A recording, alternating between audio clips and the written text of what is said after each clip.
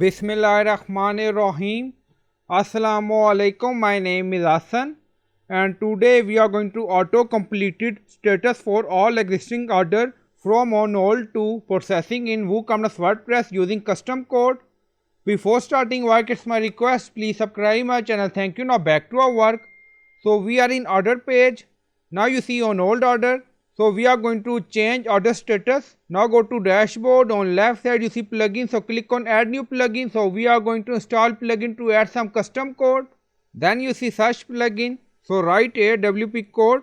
So this is plugin WP code. Insert header and footer we will use. So you will install this plugin and activate it. And after activation on left side you see code snippet. And then you see add snippet. So click on it. Then you see add your custom code. So again click on it. Now create custom snippet section open.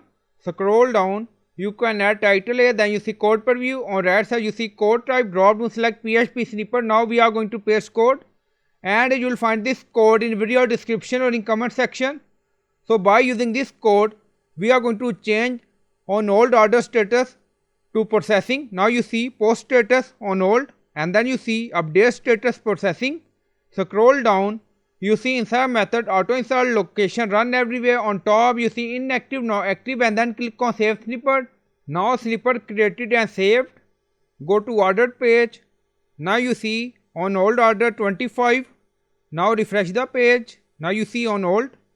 Now you see all on hold order converted to processing. Now you see you don't see any on hold order here. So I hope you like this video. Please like, comment, share, subscribe. Thank you for watching.